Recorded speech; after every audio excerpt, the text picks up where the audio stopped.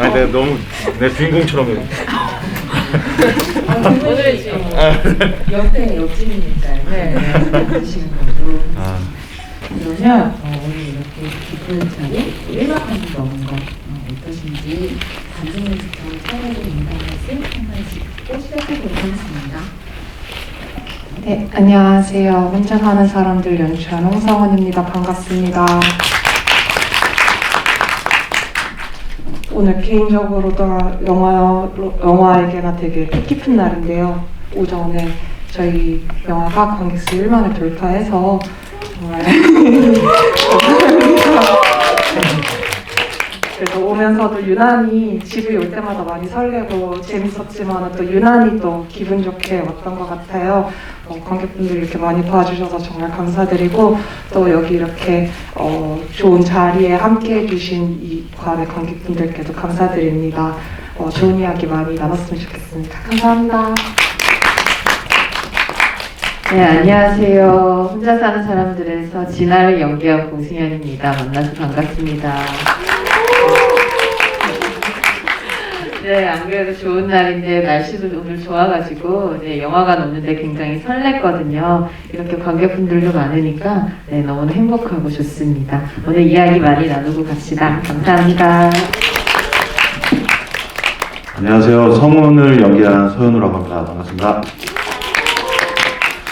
이렇게 공승현 배우의 어펴 정말 일만에 또 이렇게 호사를 누리고 네, 이렇게 또 이렇게 어깨만 걸리는 샷이지만 제 어깨라도 이렇게 사진이 찍히고 저는 요즘 너무너무나 행복한 나날을 보내고 있습니다. 바로 찍어주시네요. 감사합니다. 네.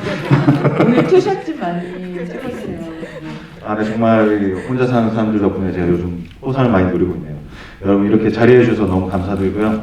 오늘 질문하고 싶으신 거 있으시면 살짝 물어보기 민망한 거 있으시면 저한테 다 물어보세요. 제가 어떻게든 답변을 얻어내도록 하겠습니다. 감사합니다.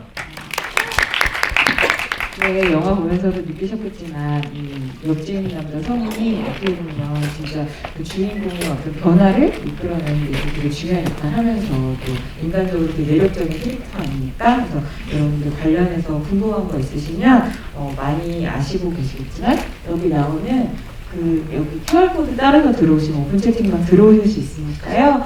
거기다 많이 올려주시면 제가 열심히 퍼널라드리도록 하겠습니다. 질문이 좀 쌓일 때까지 제가 궁금했던 거 먼저 좀 여쭤볼게요. 네, 근데 저는 사실 이 영화가 그 딱 정말 주인공의 표정만 봐도 그 배우님 얼굴만 봐도 어떤 감정으로 살아가는 사람이구나 이게 느껴지는 게 너무 신기했거든요. 그게 되게 이렇게 크게 말하는 연기가 아님에도 불구하고 나는 외부 세계의 어떤 작용을 나한테 이렇게 받아들이지 않겠다. 기쁨도 받아들이지 않고 슬픔도 받아들이지 않겠다. 그래서 일종의 무표정을 벽처럼 치고 사는 사람이잖아요. 이제 그 사람이 약간 그 벽이 깨지는 경험들을 막 하면서 그 속에 있던 어떤 마음으로 살아가길래 저런 벽을 쳤을까 이런 걸 이제 돌아보게 되는 그 장면들이 막 이어지는데 제가 되게 재밌다고 생각한 게 뭐냐면 그 영화에서 계속 하나님? 네. 하나님. 이렇게, 그렇죠. 그렇게 중요한 대사 나오잖아요. 한번 해주시겠어요? 네. 아니, 원래 그렇게 뭐든지 화가 나요? 이렇게 명대사가 되군요.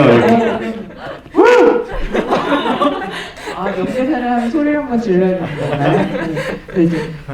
그런 대사가 아마 감독님이 시나리오 쓰시면서 그 다른 단어들도 있을 텐데 그 단어를 쓰신 게 그리고 몇 번 반복해서 그런 이야기가 나오는 게 되게 어떤 중요한 키워드도 될 수 있다는 생각이 들었어요. 그래서 어떻게 보면 차라리 아무 이제 물결도 일어나지 않는 평온한 상태를 지향하는 것 같은데 왜 이렇게 그 벽이 깨지면 깨질수록 화가 난다, 화가 나 있는 거냐, 뭐 이런 식의 이야기를 듣는 걸까. 그래서 배우님은 그런 대사나 인물의 심리 같은 걸 어떻게 생각하고 연기하셨는지 궁금해가지고 가장 쉽게 얘기해주시면 좋을 것 같아요. 그 대사를 저한테 이렇게 자꾸 답변을 떠넘기는 그런 거예요. 네. 그러니까 맨 처음에 아버지 집에 가서도 아버지가 현관 쫓아나오면서 하는 거 아니지 이렇게 물어보고, 또 서윤우 성우도 이제 다른 성우도 이제 그쪽은 먼저 되게 화가 나냐 이렇게 말을 하는데, 사실 진아는 스스로를 좀 계속 속이고 있는 인물이라고 생각하거든요. 기분이 좋은 일이 있건 화가 난 일이 있건 계속 그거를 잘 억누르고 자기 스스로도 아니야 라고 이야기를 하는 그런 사람인데, 계속 균열이 일어나면은 이게 어쩔 수 없이 사람들 눈에 보인다고 생각을 했어요. 자기는 스스로를 속이고 있어도 주변 사람들은 저 사람 뭔가 화났네? 라고 계속 하고 있는, 그래서 결국에는 자기 화를 터뜨리고 이제 폭발적으로 이거를 드러내는 데까지 가기 전에 그렇게 조금씩 균열이 일어나고 감정이 새어나오는 것들을 좀 잡아주고 싶어서 네, 그런 대사들을 계속 썼던 것 같아요. 저도 화가 났냐 이런 질문을, 그런 대사들을 많이 받았는데, 실제로 화가 났지만 어쨌든 그걸 되게 숨기고 나조차 나한테서 연기를 하는 그런 거라서 네, 그냥 실제로 화나 보이게 일부러 연기를 했던 것 같아요. 내면에 화가 차 있지만 아닌 척하는 그런 마음으로 이렇게 하신 거구나. 네, 저는 제가 감독님 인터뷰 오기 전에 막 읽어보니까 그 성훈이 그 목발을 짚고 나오잖아요. 근데 그게 이제 배우님 캐스팅을 하면서 그 당시에 부상이 있으셔가지고 수정한 결과라고 들었거든요. 근데 저는 그걸 어떻게 생각하냐면 그 성훈이 장애가 있는 사람이라고 생각한 거예요. 저는 그래서 장애가 있는 사람인데 이렇게 사람들한테 넓은 마음을 대하잖아요. 그래서 와, 인물이 진짜 깊이가 있다. 와, 진짜 멋있는 사람이다. 이렇게 생각했거든요. 그래서 배우님은 어떻게 생각하세요? 그러니까 이런 점이 정말 영화를 하면서 참 항상 즐거운 지점인 것 같아요.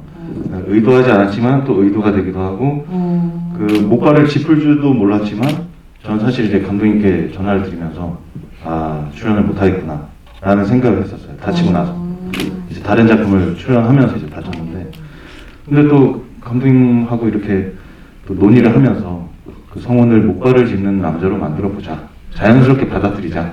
그래서 감독님도 정말 건강상에 무리가 안 되는 선이면 괜찮다, 그런 캐릭터로 캐릭터로 풀어나갈 수 있을 것 같다고 하셔서 저도 그렇게 했는데, 정말 저도 영화 시사회에서 보면서 느꼈거든요. 뭔가 다른 질감이 많이 잘 어우러지더라고요. 네. 그래서 좀 되게 매직 같은 순간을 느꼈습니다. 네. 매직 같은. 네.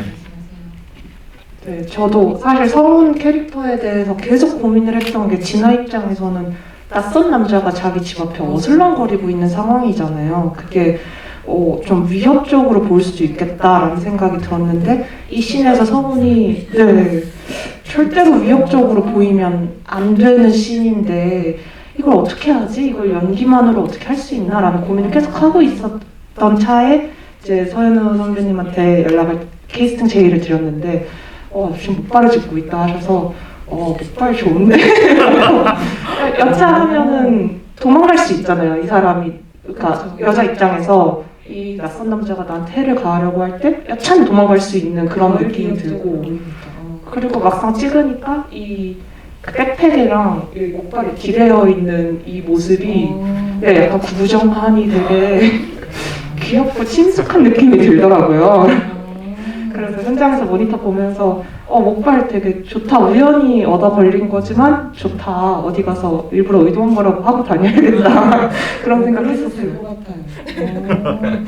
저는 진짜 오히려 자기가 되게 사회적 약자고 상처가 있는데 그게 되게 많이 단련이 돼 있는 사람이라서 더 이렇게 마음이 연하구나 이런 생각이 드니까 되게 그 인물에 대해서 사전 정보 잘 많이 안 나오지만 되게 멋있다 이런 생각이 들더라고요. 저는 절할 때 이걸로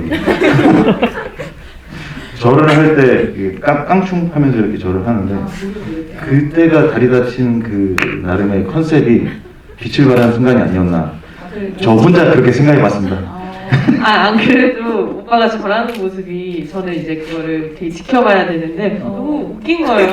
오빠가 연기를 자꾸 내 연기를 방해하는 거예요. 최대한 자중하면서 했는데 그게. 네. 배우의 본성으로서 어떤 연기의 느낌을 살리려고 웃으려고 하는데 모르겠어 못하는 아, 네, 이게 보조기로 차고 있어가지고 아, 정상적으로 절이 안 되거든요.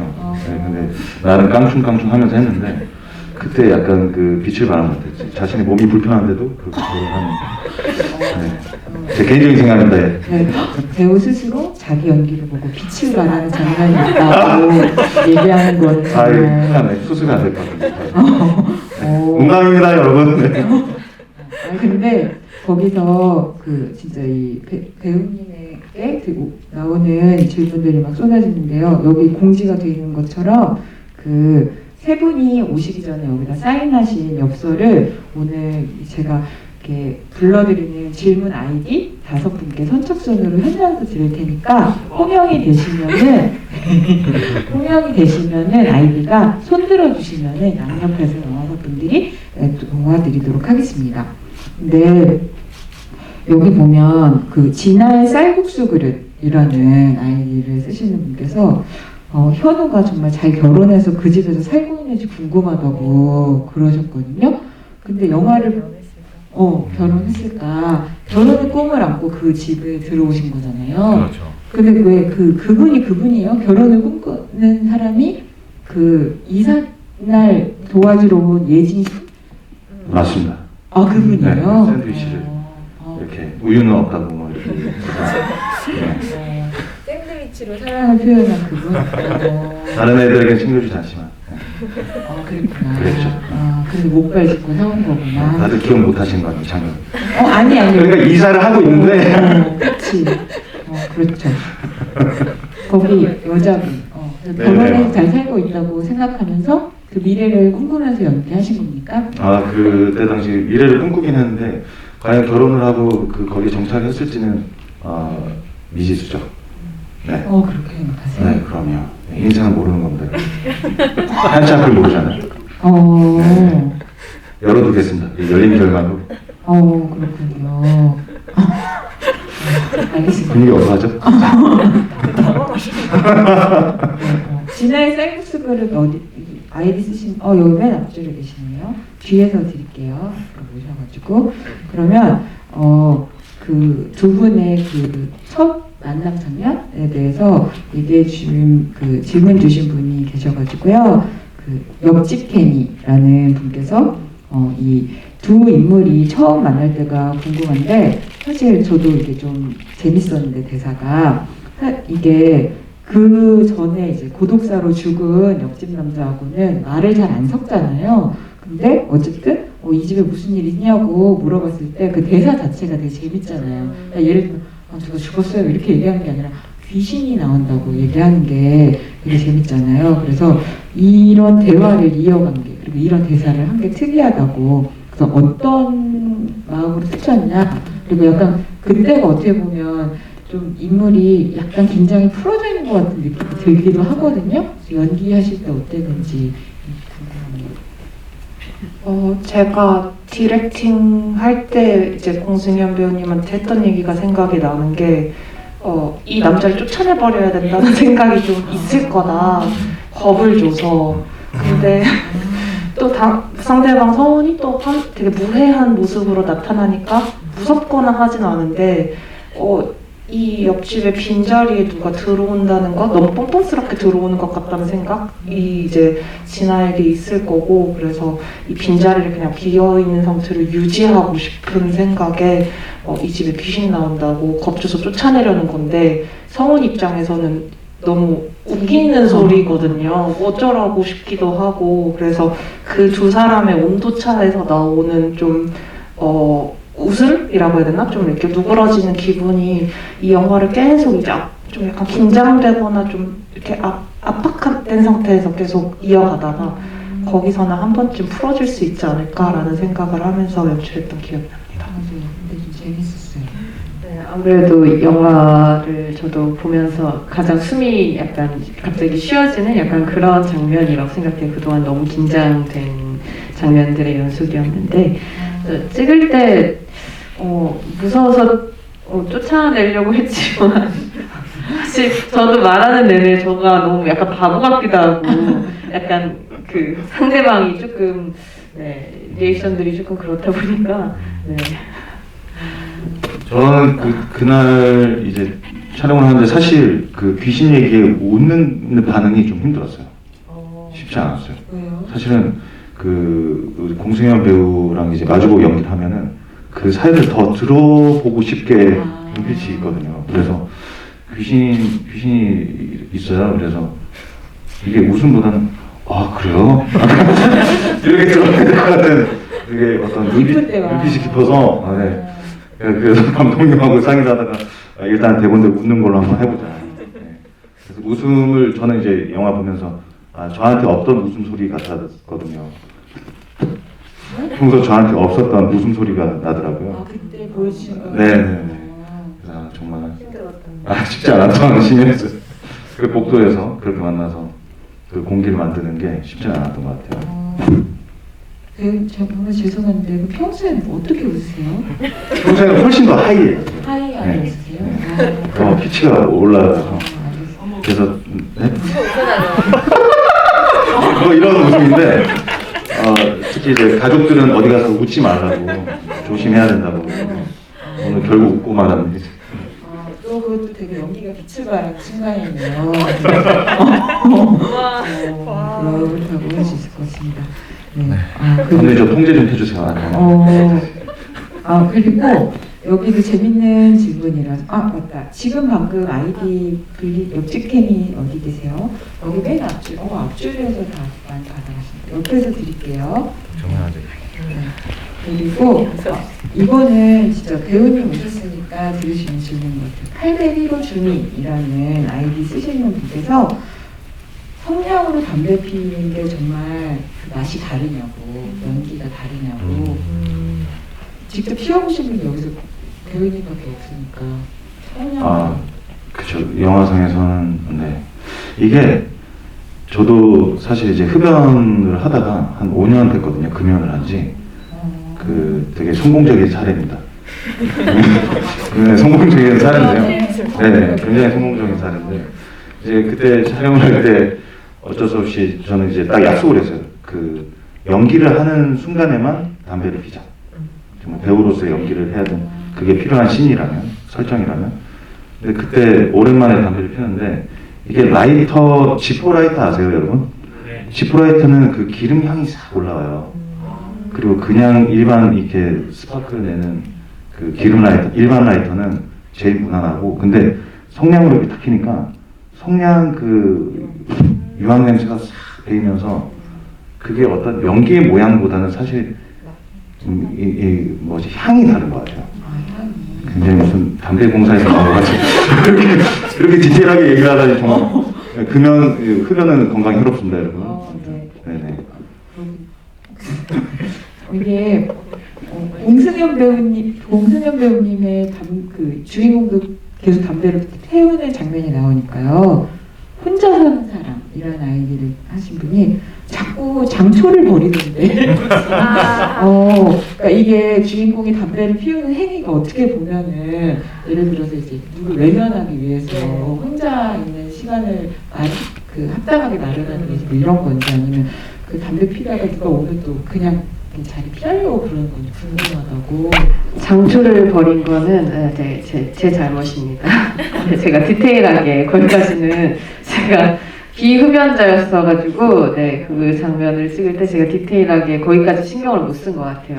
근데 어쨌든 그 담배를 피우러 나가는 행위 자체가 진아한테는 그냥 한숨 털어내려고 너무 그런 곳이었는데 이제 팀장님이 오고 그러면 이제 빨리 혼자 있고 싶어서 끄고 가는 거였는데 제가 너무 디테일이 떨어지기에 장초를 버렸어요. 저는 여기서 제 그 의견은 오히려 장초를 버리니까 진아가 그냥 흡연실 여기에 은근히 있고 싶어 했다는 느낌이 들어서 되게 좀 쓸쓸하게 느껴졌거든요. 사실은 담배를 깊이 딥하게 빨아들이고 속담배를 소위 말하는 속담배를 하지 않는 타임인데 지금 담배 공사에서 나온 것도 아니고. 금연을 우리. 네네, 여러분 흡연은 건강에 해롭습니다. 근데 정말 거기 을에 사람들이 머무르듯이 밥 먹으러 가기 전에 그냥 거기서 담배도 제대로 이렇게 깊이 빨지도 못하면서. 담배가 목적이 아니고. 네네, 그냥 거기서 시간을 보내고 뭔가 뭔가 그런 용도로 보내는 것 같아서 저는 개인적으로 그 장면이 장초가 저는 오히려 인상 깊었어요. 네. 안 그래도 사실 집에서는 담배를 피우지 않거든요. 그렇대요. 무대에서 피우지 않는데 그러네. 그러니까 사실 흡연을 즐겨서 하는 친구가 아니라 그냥 정말 회사에서 잠깐 나 혼자 있고 싶어서 그런 담배를 선택한. 그 옆에 해나 배우 같은 경우는 정말 살벌하게 이렇게 담배 정말 팀장님 느낌으로 이렇게 하시잖아요. 그래서 여기 계신가요 혹시? 아니, 해나 씨 존경합니다. 네. 근데 뭔가 그 두 분이 대조가 되면서 뭔가 그래서 더 진아가 저기에 머무르고 싶어하는 어떤 그 외로움이 느껴졌어요. 네. 이것도 그러면 매직. 매직, 매직. 영화이기 때문에 가능한 순간입니다. 매직. 매직의 순간. 자꾸 마이크를 안 쓰고 말하지. 이게 연극 무대가 아니에요. 네. 네. 그럼 일단 그 801호 주민 그 여기 뒤에서 드릴게요. 그리고 지금 하신 혼자 사는 사람. 네. 오, 축하. 그럼 한 분 더 남았나요? 한 분 더 남은 거죠. 5개니까. 네, 알겠습니다. 근데 되게 오늘 엄청 재밌고 디테일한 질문들이 많이 나와가지고 그동안 그 서현우 배우님이 이제 GV 처음이신데 되게 색다른 질문들이 선배님 오시니까 다른 질문들이 많이 들어오네요. 네. 진짜 이 케미가 좋네요. 이 옆집 케미가. 그렇죠. 근데 이 쿠엔틴 타란티노라는 분께서 이거 물어보고 감독님 와 계세요? 심지어 한글을 엄청 잘하세요. 한글로 네. 영어 대신 한글로 올려주셨습니다. 네, 그래서 이거 감독님이 답해주시면 좋을 것 같은데요. 네, 그러니까 예를 들면 이제 진아는 신입 교육하는 것도 극도로 싫어하고 그리고 사실 고독사의 냄새를 맡고서 신고한 사람들 자리인데 그 장면도 보면 경비실에 아저씨 있는데도 불구하고 전화하고 그리고 그러니까 사람들을 직접 대면하기 싫어하는 인물이라는 생각이 들었는데 그러니까 가만 보면 진짜 조금 원룸 사는 것 같은데 후반에 가서 이게 프레임이 넓어지니까 아니 저기는 또 원룸이 아니네 이렇게가 보여가지고 이런 설정, 그러니까 공간에 대한 설정, 그 정말 사는 곳을 어떻게 보여줄 것인가 하는 설정들에 대한 고민이 있으실 것 같아서 여쭤보시는 것 같아요. 진짜 되게 디테일한 질문을 해주셨네요. 감독님, 명감독님다운 그런 질문이죠. 닉네임에 걸맞은. 네, 이 영화에서 사실 공간이 계속 반복이 되고 공간 수는 적고 이래서 영화를 만드는 입장에서는 그런 게 고민이 많이 되거든요. 이 공간들을 어떻게 하면 반복적으로 보여주면서도 또 같게 혹은 어떨 땐 다르게 보여줄 것인가를 고민하는 게 되게 큰 이슈인데 이 영화를 찍으면서 사운드적으로나 촬영적으로나 이제 생각했던 원칙은 우리는 진아의 인식 범위에서 벗어나지 말자. 그냥 진아가 보고 느끼는 것만큼 영화도 보여주자라는 원칙을 세우고 쭉 이거 영화를 만들어 갔거든요. 그래서 진아는 사실 자기 주변의 공간이나 같은 공간에 있는 사람들에게 관심이 전혀 없는 사람이기 때문에 그렇게 관심이 끊어져 있는 동안에는 이 진아 타이틀, 이게 공승현 배우의 타이틀샷을 많이 볼 수 있는 이유가 이제 딱 그렇게 집중했을 때는 진아에게만 온전하게 가까이 다가가서 찍고 이제 진아의 그런 세계가 깨지는 순간이 있어요. 근데 저는 그 순간에 진아가 이 공간을 인식할 거라고 생각했거든요. 나는 맨날 그냥 지나가는 공간인데 이 공간이 이렇게 생겼나? 라는 약간 미스테리한 느낌과 공포가 다 같이 있을 거라고 생각을 해서 우리 영화도 그때 공간을 보여주자라는 이야기를 이제 촬영 감독님이랑 많이 했어요. 그래서 영화를 보시면은 계속 진아 바스트샷 정도로만 따라가다가 진아가 이게 뭐지? 하는 순간에는 카메라가 쭉 뒤로 빠지면서 넓은 샷들을 계속 이제 뒤늦게 보여주는 방식으로 영화를 찍었거든요. 그래서 네, 그런 부분들이 영화를 찍으면서 제일 공간을 보여주는 방식이었다고 생각해요. 배우님은 연기하신 입장에서 왜 진아가 그런 집을 그렇게 꾸며놓고 산다고 생각하셨어요? 저도 처음에 감독님한테 막 물어봤어요. 얘 도대체 왜 이렇게 살아요? 저도 이해가 안 가는 거예요. 멀쩡하게 네, 좋은 집이 있는데 굳이 방에 틀어박혀서 그 안에서 거실을 안 쓰고 네. 근데 이제 어쨌든 거실이라는 공간 자체도 그렇고 복도라는 공간 자체도 공용의 공간이라는 되게 인식이 있으니까 그런 거를 되게 피하고 싶어서 아마 그 방에 틀어박혀 있었다고 생각합니다. 그런 점이 사실 스쳐 지나가는 장면일 수도 있는데 어떻게 보면 그 옆집 남자의 목발처럼 그 인물에 대해서 나 혼자 계속 생각하게 만드는 그런 지점들이 막 있는 것 같아요. 근데 저는 그러면 그 우리 옆집 남자인 성훈이에 대해서 어떻게 보면 이 영화에서 가장 진짜 서글서글하고 그 예를 들면 진짜 왜 나를 이렇게 뾰족하게 대하지 이유 없이 이래서 왜 그렇게 맨날 화를 내요 모든 거에 이렇게 얘기를 함에도 불구하고 그렇다고 적대시하지 않잖아요. 또 이렇게 다가오려고 하면 받아주잖아요. 근데 이런 영화가 나온 이유도 그렇지만 그렇게 살기가 힘들잖아요. 우리 모두 알고 있잖아요. 되게 이 영화 안에서 되게 이상적으로 그려지는 인물인데 그 사람도 살면서 고충이 많았을 텐데 어떻게 그런 마음으로 사람들을 대할 수 있는지 배우님 스스로도 연기하기 전에 되게 생각을 많이 하셨을 것 같아요. 네, 사실 그 짧은 씬들이지만 이게 성운을 다 설명해내기에는 뭐 이렇게 좀 부족함이 있겠지만 성운도 그 자세히 보면은 처음 진아가 등장했을 때 그 이어폰을 끼고 통화를 하고 있어요. 저는 사실 이렇게 이어폰 착용을 그렇게 좀 즐겨 하지 않는 편인데 개인적으로 서연을 한 사람은 그걸 꼈을 때 굉장히 이렇게 혼자만의 공간에 갇힌 듯한 느낌이 많이 들었어요.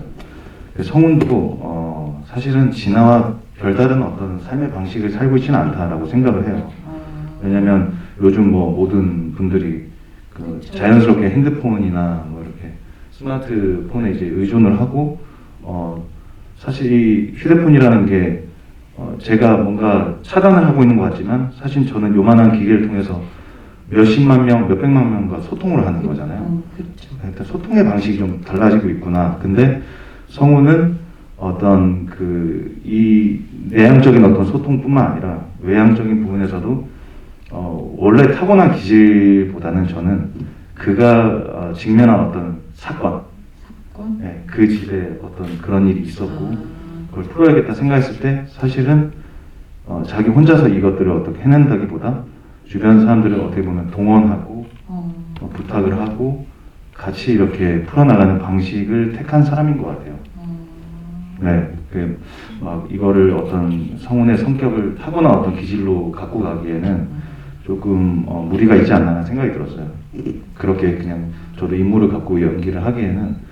그래서 정말 사실 저 시나리오 봤을 때도 굉장히 다른 성격의 사람이 등장했다라는 것보다는 계속 진아라는 역할과의 어떤 연결고리를 좀 찾으려고 했던 것 같아요.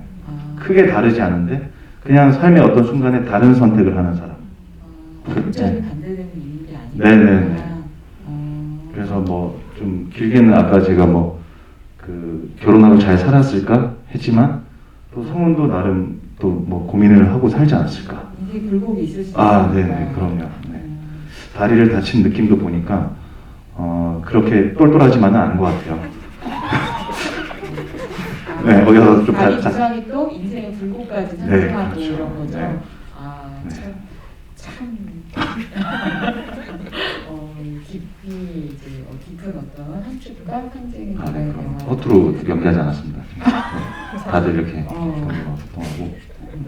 근데 이것도 되게 재밌는 질문이라고 생각하는데 점이라는 아이디를 쓰신 분께서 다양한 직업군이 많은데 그 감독님께서 주인공 진아를 상담원으로 결정하신 이유가 있을 거라고 얘기하시고 이게 단순히 그냥 되게 이렇게 어떻게 보면 이제 좀 마음이 실리지 않는 형식적인 그 접촉이나 소통을 많이 한다 이것뿐만 아니라 감독님이 이 직업에 대해서 되게 생각을 많이 하셨던 것 같다고 생각이 드는데 그 팀장님과 또 수진이 사이에 관계가 있고 또 팀장님이 나중에 우리가 이 일을 너무 열심히 했나봐 막 이런 얘기를 하는 거 보면 되게 이제 진아를 이루는 데 있어서 중요한 부분이라고 생각하신 것 같거든요. 되게 대답해 주시면 좋을 것 진아가 왜 현재 이런 상태가 됐느냐를 좀 보여주고 싶어서 사실 설정한 공간이라고 생각해요. 이제 겉으로 드러난 거는 진아 집안에서의 어떤 불화가 있었고 상처가 있었지만은 그것만으로 사람이 이렇게 되지는 않을 거라고 생각하거든요. 이 콜센터라는 공간은 진아가 인식하는 세상의 모습이라고 저는 생각을 해요. 이 세상은 이렇게 서로 마주보지도 않고 그냥 각자의 이 칸막이 안에 갇혀서 그냥 앞만 보고 사는 거고 주변에 사실 관심도 없고 자기 바로 옆에 있는 사람보다는 저 멀리 자기랑 얼굴도 마주하지 않는 누군가의 목소리가 차라리 상대하기 편하고 그게 감정적인 개입이 없으니까 그래서 본인이 어떻게 하다가 지나면 저렇게까지 닫혀있는 사람이 됐지? 라고 했을 때 보여줄 수 있는 공간으로 설정을 했어요. 그래서 콜센터 상담원이라는 게 사실 감정노동으로 악명이 높은 직업인데 어떤 사람은 이 일을 정말 천직처럼 잘할 수 있을 거다라는 상상으로 시작을 했거든요. 진아를 어떤 사람이 제일 잘할까? 라고 했을 때 이 사람은 자기한테 걸려오는 고객의 전화를 한 명 한 명의 관계라든가 인간으로 취급하지 않는 거죠. 그냥 물질화되어 있는 그냥 목소리에 불과하고 진상이 자신을 대하는 방식이랑 자신이 그 고객을 대하는 방식이 사실은 완벽히 똑같은 사람인 거죠. 그렇게 할 수 있는 재능을 가지고 있는 사람이다 라고 상정하면서 이 직업을 선택했어요. 근데 여러 번 얘기 들으셨겠지만 목소리 연기가 정말 탁월하세요. 상대방으로 하실 때 되게 친절한데 되게 감정이 실려 있지 않은 어떤 친절함이라 그럴까? 너무 잘하셔가지고 깜짝 놀랐어요. 연습을 굉장히 많이 했고요. 네, 집에서도 계속 이제 카메라를 켜놓고 네, 많이 연습도 하고 되게 감정도 빼고 약간 하이톤을 유지하기 위해서 네, 집에서도 굉장히 샤워하면서도 네네 막 이렇게 하면서 하기도 하고 네, 평소에 그렇게 집에서 혼자 지냈던 것 같아요. 아까 결혼해서 잘 살까요? 이거 물어보신 것과 대꾸를 이루는 질문을 배우님께 드릴 수 있을 것 같은데 제이라는 분께서 진아는 그럼 콜센터 팀장님이랑 밥 먹었을까요? 라고 물어보셨어요. 사실 제 생각은 밥은 먹지 않았을 것 같아요. 수진이랑도 만나지도 않았을 것 같아요. 그냥 어쨌든 진아라는 사람이 밥 한 번 먹어요 라는 말, 이런 상투적인 말을 할 수 있는 사람으로 조금 변했다는 것 자체가 네, 조금 네, 그렇다고 생각해요. 홍현이라는 분께서 이렇게 해서 현우 형 생일 미리 축하드려요. 11월 20일이죠. 여기서 생일 파티. 감사합니다. 11월 20일 제 생일입니다. 11월. 저 생각했어요. 오늘이 10월 달인가? 약간 내가 가을 옷을 입고 있는. 감사합니다. 네. 닉네임이 뭐라고요? 닉네임이 제가 찾아드릴게요. 누구세요? 홍현기님. 홍현기님? 홍영기님? 홍현기님? 아, 근데 생일을 축하해놓고 제가 부끄러우신가 아는 분 봐요. 같습니다. 아는 분이시구나. 죄송합니다. 네, 알겠습니다.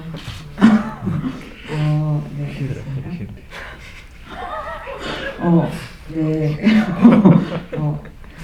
근데 저 이거 되게 궁금했는데 이거 여쭤봐도 될까요? 그러니까 성혼 전에 고독사로 죽은 남자 있잖아요.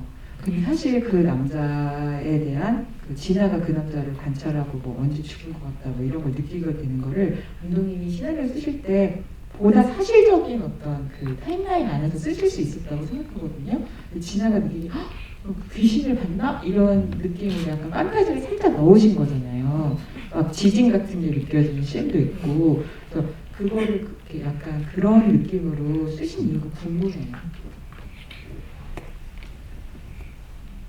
일단은 이제 저는 시나리오를 쓰면서 진아가 자기의 생활 방식에 대한 균열이 생기기 시작한 시점은 사실 영화가 시작하기 전으로 잡았거든요. 엄마의 죽음으로 일단은 잡았고 그리고 거기까지는 어떻게 뻗쳤는데 이제 옆집 남자가 죽으면서 그 엄마의 죽음을 상기시키고 그러면서 그 균열이 더 커진다라고 생각을 하면서 시나리오를 썼어요. 근데 옆집 나 무슨 얘기를 하려고 했지? 네. 아, 네. 그래서 옆집 남자가 생일 축하드려요. 네, 기억났습니다. 네, 옆집 남자가 이제 계속 유령으로 표현이 된다거나 아니면은 뭔가 예기치 못한 사건처럼 계속 표현이 되는 이유는 사실 이 영화의 미스테리와 공포의 감정을 어느 정도 싣고 싶어서 그랬던 게 큽니다. 네, 그 진아가 이 세상에 대해서 자기는 아마 다 안다고 생각했을 거거든요. 이렇게 살면 돼라고 확실하게 굳어있는 사람인데 그게 깨졌을 때 느끼는 감정이 공포나 미스테리일 거라고 생각했어요. 내가 알고 있는 세상이 이거였는데 아닌가? 라고 했을 때가 단순히 놀라움이 아니고 무섭다까지 갈 거라고 생각을 해서 그런 감정을 이제 영화 안에서도 같이 진화 감정을 느끼게 하기 위해서 계속해서 옆집 남자의 미스테리를 표현을 했던 것 같아요. 근데 저는 그 성훈이 좀 대단한 사람이라고 느껴지는 게 저는 누가 거기서 그렇게 죽었다고 생각하면 그 집 못 들어갈 것 같거든요. 근데 어떻게 물론 제사를 해주는 거는 굉장히 이제 그래 저렇게 해주면 편한 마음으로 들어가 살 수 있겠다라고 생각이 들지만 그걸 생각해냈다는 거는 되게 좀 정말 남다른 사람이라는 생각이 들었어요. 저는 성훈을 그런 지점을 이해하기 위해서 저라면 어땠을까라는 생각을 해봤는데 제가 평소에 가지고 있는 생각 그건 뭐냐면 사실 저는 귀신보다 사람이 무서운 것 같아요. 그리고 어떤 상황과 이 세상사가 참 소름 끼치고 무서운 일들이 많은 곳이라고 생각하고 귀신은 오히려 안타깝고 불쌍한 존재라고 생각이 들어요. 그래서 여기 제가 뭐 테마 교실 같은 건 아니고 근데 정말 평소에 그런 생각이 있거든요. 그래서 뭔가 인사를 감독님께서 주제로 말씀하신 인사를 제대로 할 수 있는 어떤 순간 제가 뭐 번외 얘기지만 우리 영화를 하면서 제가 저희 옆집에 이제 두 가구가 있는데 생각해보니까 어떻게 생겼는지도 제가 모르고 살았더라고요. 이웃들이. 실제? 네, 저희 집에. 그래서 제가 우리 영화 끝나고 얼마 전에 영화도 보고 저도 용기 내서 인사도 드렸어요. 우와. 네, 근데 처음에는 옆집 분이 약간 좀 놀라시면서 경계를 하시더라고요. 목발을 집었어야 되는데 제가 갑자기 무턱대고 안녕하세요 그러니까 네 이러고 이제 가시는데 변화가 생기는 게 그분이 다음 날인가 저를 우연히 만났는데 인사를 먼저 하시는 거예요. 그래서 얼굴이 익혔어요. 익히고 나니까 마음이 편해지더라고요. 제가 제 벽 옆에 누가 사는지도 모르고 살다가 제 옆에 어떤 분이 사는구나 알고 나니까 마음이 편해지듯이 제가 어떤 작별 인사든 만나서 반갑다는 인사든 인사를 하고 나니 마음이 좀 편해지는 순간이 있었어요. 제대로 인사를 하는 순간이 살면서 필요하겠구나. 그리고 저희도 뭐 성훈이 와서 공사하는 장면 있잖아요. 저희 옆집에 또 공사를 하는데 그 문 앞에 음료를 이렇게 편지를 써서 한 2, 3일 정도 불편을 드릴 것 같습니다 이러는데 뭔가 약간 마음이 따뜻하고 참 저도 왜 이렇게 자꾸 이렇게 차단했을까라는 생각이 많이 들었거든요. 성훈도 그렇게 작별 인사를 그리고 머리 좋아요. 사람들이 다 동원해서 하잖아요. 성훈이가 머리가 좋죠? 네네, 성훈이. 저 말고, 그 정도는 아닙니다. 근데 성훈이 또 머리 좋은 게 사람들 다 동원해서 동참을 시키고, 그쵸. 네, 뭔가 되게 좋은 방법을 쓴 것 같아요. 네. 뭔가 이 영화에 어울리는 캠페인인 것 같아요. 옆집에 있어요. 처음에는 많이 놀라실 거예요. 네. 경계를 하시더라고요. 어쩔 수 없어요. 목발 짚고. 헛기침이라도 한두 번 하고 인사하는 게 나을 것 같다는 생각이 들었어요. 그럼 약간 모범 사례를 한번 보여주세요. 어떻게 하면 좋을까? 안녕하세요. 이 정도는 괜찮죠. 갑자기 안녕하세요 그러면은 정말 저라도 놀랄 것 같거든요. 가래가 끌려서. 담배 끊으신 지 5년 된 거 맞죠? 그럼요. 알겠습니다. 그럼요. 근데 저 이것도 되게 궁금했는데 사실 정말 진아의 어떤 변화의 극적인 포인트가 몇 군데 있는데 우리가 보기에 진아가 진짜 약간 변이 깨졌구나 하고 느낄 때가 수진이가 나오지 않는 사무실에서 뚜뚜뚜뚜 얘기를 듣는데 그때 떠올리는 게 홈캠으로 갔던 아버지의 얼굴을 떠올리잖아요. 근데 이제 이 사람이 느끼는 어떤 인간관계에 대한 공포나 어떤 방어 기제나 이런 게 아빠랑 연관이 많이 돼 있구나 이렇게 느껴지는데 그때 이제 아빠를 찾아가서 전화를 한다는 말이 예를 들면 아빠 왜 그랬어요 할 수도 있고 아빠 진짜 너무 나빠요 할 수도 있는데 그때 미안하다고 하라고 그러잖아요. 그러니까 그게 이 영화에서 그러니까 정말 상대에게 정당한 인사를 해주는 게 되게 중요한데 그 인사에서 빠지지 않는 멘트가 미안하단 말을 정확하게 이제 주고받는 건 것 같아요. 특히나 그래서 그렇게 하신 이유가 되게 궁금했어요. 그러니까 영화에 드러나지는 않았는데 전 사실 진아가 아버지랑 헤어지는 순간을 상상을 했을 때 아버지가 그냥 짐을 싸서 나가는 거를 현관에서 봤을 것 같은 거예요. 과거 진아가 장면에서 어린 진아가. 근데 아빠 어디가 하면은 아빠가 미안해 진아 나 가야 돼라고 안 하고 있어 엄마랑 잘 있어 이러고 그냥 갔을 것 같은 거죠. 그래서 저도 이 영화에서 어떤 작별 인사를 잘 하는 모습을 그려내고 싶었던 게 사실 진아는 작별 인사를 할 줄 모르는 사람이거든요. 진아는 작별 인사를 두려워하는 사람인데 아마 그거의 시작점은 자신이 정당한 인사를 받지 못했다는 어떤 상처에서 비롯됐을 거라고 생각해요. 자기한테는 아버지가 되게 중요했을 텐데 그 어린 나이에는 미안하다 진아야 아빠 나가야 될 것 같아 잘 지내 안녕 이렇게 했어야 됐는데 그게 아무리 혹독한 상황이어도 그 정도는 하고 갔어야 됐는데 진아가 그거를 받지 못했기 때문에 남에게도 못 주는 사람이 된 게 아닌가. 그리고 그런 깨달음을 성훈이가 제사를 지내면서 인사하는 모습을 보면서 나에게 부족한 거는 정당한 인사였구나라는 거를 좀 깨달는 과정으로 이 영화를 그려내고 싶었어요. 이것도 궁금해하시는 분 계시는데 진아가 왜 점심에 쌀국수만 먹냐고.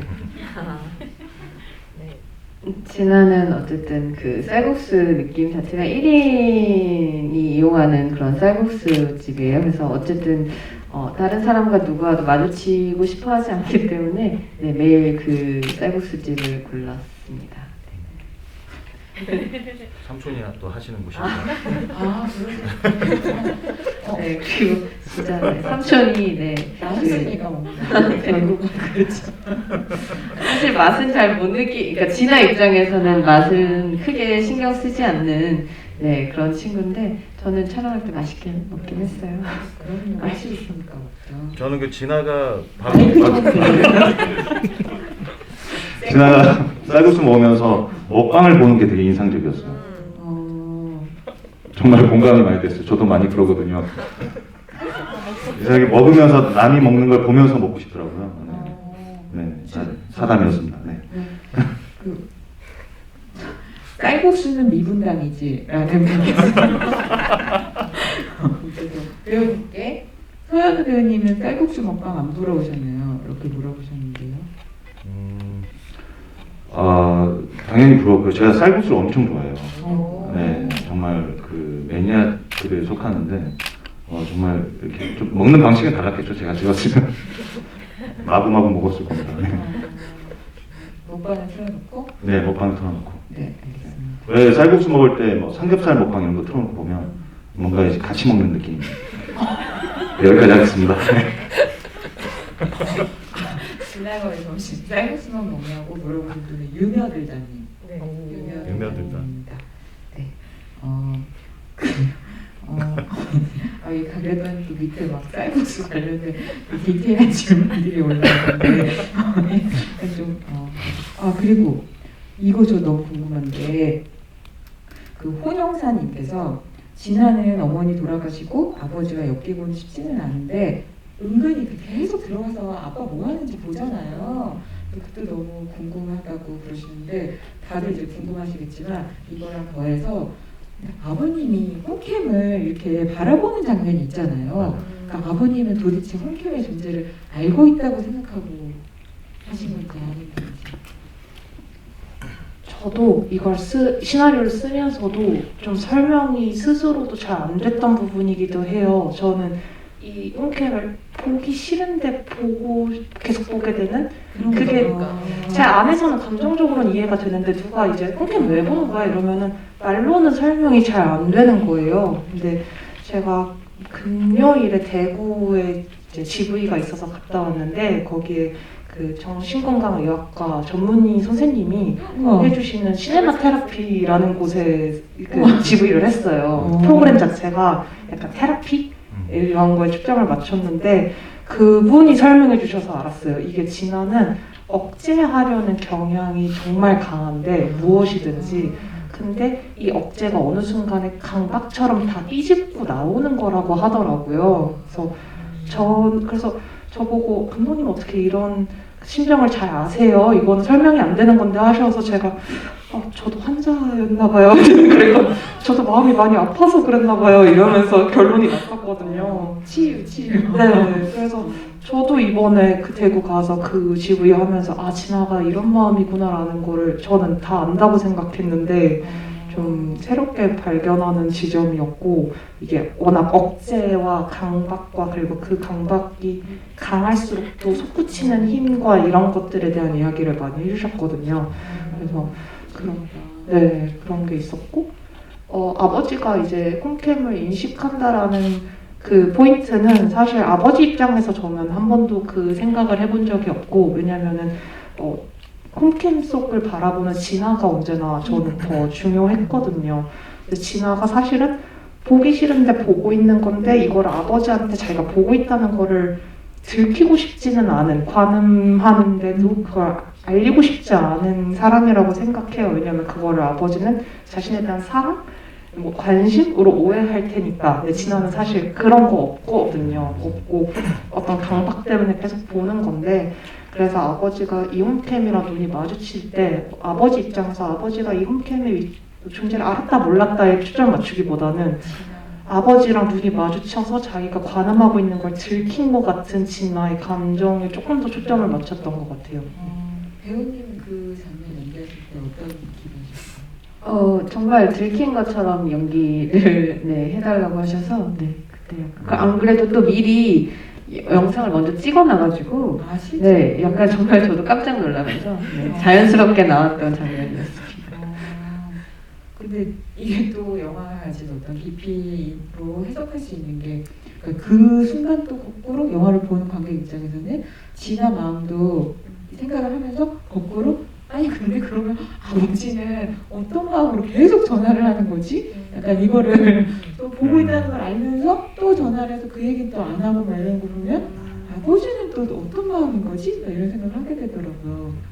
그러니까 아버지는 사실 홈캠을 의식하고 있지는 않아요. 홈캠이 아마 그런데 있다는 것 정도는 엄마한테 들어서 알고 있을 텐데 여기 홈캠이 있고 누가 날 계속 보고 있다는 걸 의식하는 사람은 아니에요. 단지 진아에게 계속 전화를 하는 거는 이제 자기는 항상 자기를 돌봐주고 사랑해줄 사람이 필요한 굉장히 외로운 인간이거든요. 원래는 그게 엄마였고 그 다음에는 바람난 여자였을 거고 지금은 교회 사람들인데 이제 교회 사람들로는 사실 다 안 채워지잖아요. 같이 사는 건 아니니까. 그러니까 이제 와서 진아한테 나 아파, 나 좀 돌봐줘, 나 좀 이뻐해줘라는 사인을 계속 보내는 거고 되게 귀여운 사람이거든요. 한 발짝 떨어져서 보면은 진아 입장에서는 화병나게 한 사람이지만 이게 교회에서 이런 분 만나면 되게 귀엽거든요. 이렇게 와가지고 막 애교도 부리시고 이러고 사교성이 있죠. 거죠. 돌봄이 항상 필요한, 이렇게 살펴주는 게 항상 필요한 귀여운 분이에요. 이 유명한 분께서 이 혼자 사는 사람들에 관련해서 투어를 다니시는 것 같아요. 저번 주 신촌 무대 인사 전에 이분당 가서 먹었는데 쌀국수가 너무 맛있어서 오늘도 거기서 쌀국수 먹고 왔어요. 이 영화를 보기 전으로 쌀국수를 먹는 것이 어떤 하나의 좋은 그런 투어 방법인 것 같네요. 네. 그리고 저는 근데 사실 이거 궁금한데요. 이 영화가 되게 좋았던 이유가 영화를 보면서 되게 이런 식으로 영화가 되게 잔잔하게 흐른 것 같은데 인물들을 하나하나 세심하게 내가 더 깊이 들여다볼 수 있는 단서들이 계속 나온다는 거, 그런 장면들이 계속 이어진다는 거였는데 마지막까지 제가 되게 이 영화를 좋아할 수 있었던 이유 중에 하나는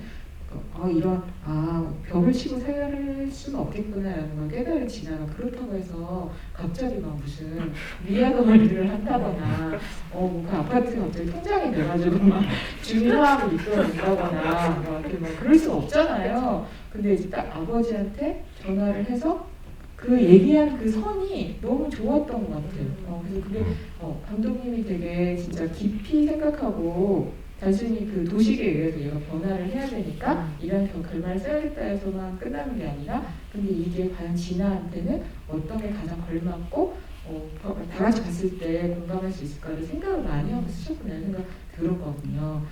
그런 결말을 쓰기까지 고민을 많이 하셨을 것 같아요. 네, 좀 생각이 많았고 찍으면서도 이 정도 변화가 사실 가능한가? 이런 거 계속 고민을 하면서 찍었거든요. 예를 들면은 마지막에 쌀국수 먹다가 뱉는 씬의 경우에는 원래 시나리오 훨씬 더 격하게 써 있었어요. 거의 막 토해내듯이. 근데 계속 찍어 나가다 보니까 그게 다행히 약간 뒤쪽이어가지고 이제 공수현 배우님이랑 이거 좀 과하지 않냐, 이 정도까지 못 갈 것 같다. 근데 공수현 배우님도 자기도 그 생각했다. 그래서 먹다가 그냥 끊고 뱉는 정도로만 하면 되겠다. 너무 이렇게 역해하는 것처럼 아름답게 담겼습니다. 네, 할 필요는 없다라는 이야기도 했었고, 그래서 항상 어디까지 진아가 변할 수 있을까가 되게 중요한 부분이었던 것 같아요. 근데 좀 저는 진아가 막 갑자기 마음의 문을 열고 사람들한테 막 다가가서 막 인사하고 인싸 이렇게 되는 거는 사실 불가능하다고 생각을 했고, 단지 그냥 우리가 그냥 다 연결되어 있구나라는 어떤 감각만 있으면 좋겠다고 생각했어요. 그러니까 성훈이 자기는 사실 얼굴도 본 적이 없는, 심지어 이미 죽은 사람에 대해서도 어떤 연결성을 인정하고 작별 인사를 하듯이 진아도 아버지에 대해서 아버지를 당연히 용서하거나 끌어안거나 할 수는 없겠지만 난 이 사람이랑 연결돼 있고 그거는 좋든 싫든 내가 결정하는 게 아니니까 내가 할 수 있는 거는 그냥 적당한 정도의 거리를 두고 선을 정하는 것 정도겠구나 라고 받아들인다면은 그게 진아가 갈 수 있는 최대치가 아닐까라고 생각했습니다. 그 결말이 저는 되게 좋았던 것 같아요. 근데 여기 자꾸 이게 속편이 나오면 재밌을 것 같다는 그런 얘기를 막 나오거든요. 그래서 그 각자 생각하시는 그 인물의 미래, 연결성을 깨달은 이 인물들의 약간 속편이 만들어진다면 진아와 성우는 어떻게 살아가고 있을 거라고 생각하시는지 얘기해 주신 걸로 마무리를 하면 될 것 같아요. 사실 진아가 엄청 드라마틱하게 변하지는 않고 어쨌든 계속 일은 해야 하니까 새로운 직장을 찾든 어쨌든 조금 더 자신에 대해서 좀 열어놓고 옆집과 인사하고도 살고 그렇게 지냈을 것 같아요. 성우는요? 성우는 일단 회식을 한번 열었을 것 같고요. 네, 그 저희 집에서 제사. 네, 제사하고 나서 회식을 열었고. 동네 이 잔치 같은 거. 네, 그리고 이제 이사를 완료한 다음에 떡을 한번 돌리지 않았을까. 네, 자기 사진을 딱 봐가지고 네, 떡도 돌리고. 근데 또 진아 집을 갔는데 진아는 여전히 떡을 받아주기는 하는데 이제 같이 와서 회식 때 같이 먹거나 그러지 않았을 것 같아요. 네, 근데 그 자체로도 또 인정해주고. 네. 또 마음이 넓으니까. 네. 그리고 다리도 다 나와서 이제 목발을 이제 놓고 좀 다니지 않았을까라는 생각이 듭니다. 네. 거창한 미래를 그리지 못하겠어요. 아니 이게 또 네. 어떻게 보면 되게 걸맞은 거예요. 네네네. 네. 갑자기 대기업 사장님이 됐고 뭐 이런 거 알고 봤더니 되게 너무 가는 것 같고 그 정도 이웃 관계를 유지하면서. 이웃사촌. 네네. 네. 그럼 혼자 사는 사람들 부재 이웃사촌. 옆집 옆집 개미. 혼자 사는 우리들. 네. 저도 뭐 가끔씩 이 뒷얘기에 대해서 상상해보거나 이런 이야기를 이제 질문을 받을 때 진아 입장에서 저는 생각하는 거는 진아는 아마도 자기가 전날 했던 거를 계속 할 것 같아요. 그러니까 집에 커튼을 열어보고 그리고 맨날 다니면서 이렇게만 봤던 버스에서 바깥을 한번 바라보고 이런 시도들을 계속 해볼 것 같아요. 집에 TV도 꺼보고 자기 전에. 네, 아마 자기가 나 이렇게 살아야겠다라는 어떤 결론이 나 있는 사람은 아니어서 영화의 끝에서 계속해서 해보고 또 가능하다면 누군가랑 밥도 한번 먹어볼까까지도 나중에는 갈 수 있지 않을까라는 생각이 들어요. 진짜 딱 어울리는 그런 얘기인 것 같네요. 이게 약속했던 시간이 다 지나가가지고 사실 이게 엄청 많이 올려주셔가지고 이거를 밑에 다 해드려야 되는데 전체드려서 너무 죄송하고요. 여기서 막 이런 집이 또 열어주세요 막 이런 얘기 있거든요. 그래서 1만을 넘어서 우리가 또 계속 이렇게 승승장구하면은 얼마든지 또 만들어줄 수 있는 자리니까 그때 또 못다한 얘기들 했으면 좋겠고요. 끝으로 세 분의 인사 말씀 하나씩 듣고 마무리하도록 하겠습니다. 네, 어쩌다 보니 오늘 1만 관객 돌파 기념 GV처럼 됐는데 근데 오늘 또 유난히 더 재밌고 더 밝고 또 풍부한 이야기가 나온 것 같아서 정말 1만 관객 돌파의 기분이 이런 것인가라는 생각도 들고 또 서연우 선배님이랑 GV 같이 하는 건 처음인데 선배님 이렇게 평소에 개그 욕심 많으시거든요. 그래서 오늘도 그 욕심을 사제 참느라 죽을 뻔했네. 네. 네, 많이 발휘해 주신 덕분에 또 더 재밌게 웃으면서 할 수 있었던 것 같아서 앞으로 또 GV가 잡히면은 또 나와주세요. 네, 너무 바쁘셔가지고. 네, 그리고 오늘 이렇게 날씨 너무 좋은 일요일인데 귀한 시간 내서 이렇게 와서 봐주셔서 정말 진심으로 감사드립니다.